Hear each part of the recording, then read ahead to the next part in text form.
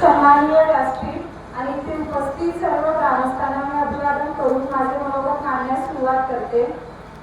कधी मी आदिवासी स्टेजवर बोललेली नाहीये, त्यामुळे काय चुकलं तर समजून घ्या. सर्वप्रथम मी माझा परिचय करून देते. माझं संपूर्ण शालेय शिक्षण हे मराठी माध्यमातून नालासोपारा येथून झालं आहे. माझं मूळ गाव वाघवाडी, पण पप्पांच्या कामाच्या निमित्ताने मुंबईला असल्या कारणाने शालेय शिक्षण मराठीतून. 10वीला 95% मार्क मिळवून प्रथम क्रमांकाने माझ्या शाळेतून उत्तीर्ण झाले होते.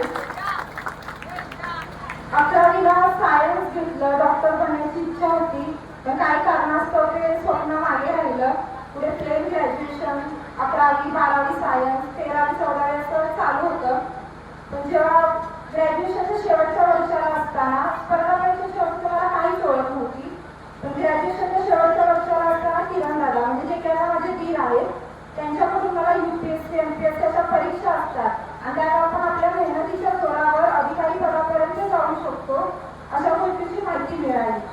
त्यानंतर मी YouTubeच्या माध्यमातून त्याबद्दलची माहिती मिळवत गेले. मला समजत गेलं की त्या परीक्षा काय असतात, कशा असतात. अशा पद्धतीने माहिती मिळवत गेल्यानंतर एप्रिल 2022 पासून मी या परीक्षेची तयारी चालू केली. परीक्षेची तयारी चालू असताना 6 महिन्यातच राज्य सेवा गटाचा मी पूर्व परीक्षा दिली असता त्यात मी उत्तीर्ण झाले होते, पण मुख्य परीक्षेत अपयश आले. पण 6 महिन्यात दिलेली 6 महिन्याच्या अभ्यासावर पूर्व परीक्षा उत्तीर्ण झाल्याने तो कॉन्फिडन्स माझ्यात आला होता. म्हणून परीक्षा पुढे देण्याची मी तयारी दर्शवली. आणि त्यातच मध्यंतरी तयारी चालू असताना मे 2024 मध्ये माझं लग्न झालं. लग्नानंतर बरेच सण वार यामध्ये तर वेळ जातच होता. तरी थोडंसं स्वतःला नियोजनबद्ध करून अभ्यास चालू ठेवला. माहेरी पण जास्त जाता येत नव्हतं. या 1.5 वर्षात मी फक्त 2 वेळा ते पण 1 ते 2 दिवस माहेरी गेलेली आहे. पूर्ण वेळ मी घरी राहून अभ्यास केलेला आहे. लायब्ररी जॉईन केली होती, पण इतर कुठेही क्लास वगैरे न लावता पूर्णतः सेल्फ स्टडी करून ह्या पदापर्यंत गेलेली आहे.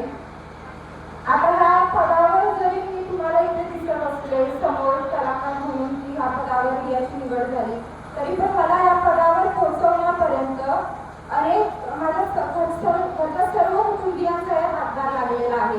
त्या सर्वांचे मी प्रथम आभार मानते, कारण त्यांच्याशिवाय मी उभं राहणं हे केवळ अशक्यच होतं. सर्वप्रथम तर प्रत्येकाचं नाव घेणे ते शक्य नाही, तरी थोडंसं सांगते. सर्वप्रथम सगळ्यात मोठी स्वप्न बघायची, ती स्वप्न स्वप्नात उतरवण्यासाठी धडपडायचं. यासाठी पूर्णपणे मार्गदर्शन करणारे माझे वडील, त्यांचे मी प्रथम आभार मानते. त्यांच्या शिक्षणाचा MPSCच्या अभ्यासात उपयोग झाला नसला तरी त्या क्षेत्रात टिकून राहण्यासाठी मला त्यांची मदत झाली.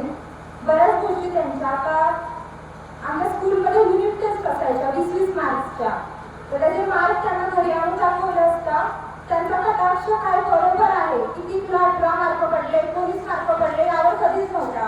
तुझा 1 मार्क कुठे गेला, तुझे 2 मार्क कुठे गेले यावर त्यांचा कटाक्ष होता. आणि त्या गोष्टीचा फायदा मला MPSC क्षेत्रात झाला की माझं चुकतंय कुठे, मग त्यातून मी पुढे पुढे जात गेले. अजून एक त्यांची शिकवण अशी की मैत्री ही कायम आपल्यापेक्षा हुशार व्यक्तींसोबत करावी, ज्यातून आपल्याला काहीतरी शिकायला भेटेल, आपल्या व्यक्तिमत्वाची त्यातून जडणघडण होत जाईल. आणि ह्याच गोष्टीचा मला या क्षेत्रातही फायदा झाला. लायब्ररीत असताना कधी मी कटाक्षाने जाणीवपूर्वक मैत्री करणं टाळलं.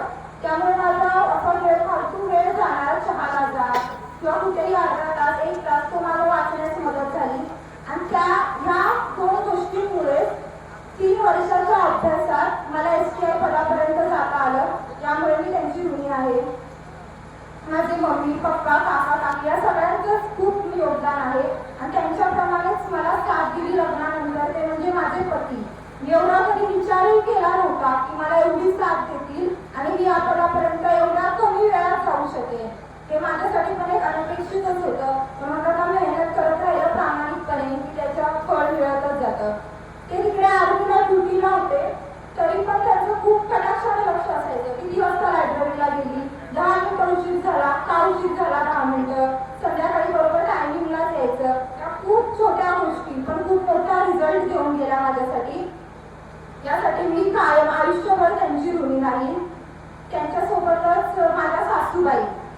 आता हा अभ्यास जो अभ्यास आहे तो फक्त पाठ्यपुस्तकाचा अभ्यास नाहीये.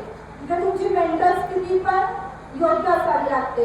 जर तुमच्या घरात शांतता नसेल, किरकिर नसेल तर तुमच्या अभ्यासात कधीच मन लागू शकणार नाही. आणि ती माझी मेंटल स्थिती चांगलं ठेवण्याची श्रेय मी माझ्या सासूबाईंना देते. त्यांनी स्वतः काम करून मला कधीही खूप शेतात मला पण अजूनपर्यंत आमच्या गावाची वावर पण माहीत नाहीये की कोणतं कुठे आहे काय काहीच माहिती नाहीये. पण त्यांनी कधीच माझ्यावर बळजबरी केली नाही की तू आज आलीच पाहिजे किंवा कधीच नाही. या गोष्टीमुळे मला माझ्या अभ्यासात मेंटल स्थिती माझी मानसिक स्थिती कायम राखण्यास खूप मदत झाली. अशा प्रकारे घरातल्या सर्व कुटुंबियांचा मला माझ्या या क्षेत्रात माझे नाव कमावण्यासाठी उपयोग झाला. त्यांचे मी सर्वांचे आभार मानते. त्याचप्रमाणे मी इथे एक सांगू इच्छिते की आता येणारी नवीन पिढी जे की माझं सेलिब्रेशन बघेल, भाषण बघेल, फुगे, गुलाब, पुष्पगुच्छ हे सगळे बघून तुम्ही या क्षेत्रात उतरू नका. सर्वप्रथम स्वतःला आजमावून पहा की आपण कॅपेबल आहोत का, आपण ही परीक्षा देऊ शकतो का. मी जेव्हा या क्षेत्रात उतरले तेव्हा मी कोणाचाही व्हिडिओ बघून किंवा कोणापासून इन्स्पायर होऊन उतरले म्हणजे मी स्वतः पाहिलेलं की मी हे करू शकते. थोडासा वेळ दिला तर त्यामुळे या क्षेत्रात मी उतरले होते आणि त्याचीच मला मदत झाली. या राजापुरी गावातील तसेच परळी भागातील आपल्या पूर्ण भागातील अधिकाधिक अधिकारी घडावे हीच माझी मनोमन इच्छा आहे आणि त्यांना माझं मार्गदर्शन लाभेल याची मी खात्री देते. आणि तुम्ही खूप इतक्या मोठ्या संख्येने उपस्थित राहिलात, वेळात वेळ काढून कार्यक्रमाला उपस्थित राहिला. माझा आनंद, माझ्या कुटुंबियाचा आनंद, तुमचा आनंद म्हणून साजरा केला. याबद्दल मी सर्वांची खूप आभारी आहे. आणि या पदावर मी गेली असता देखील मी प्रामाणिकपणे काम करण्यासाठी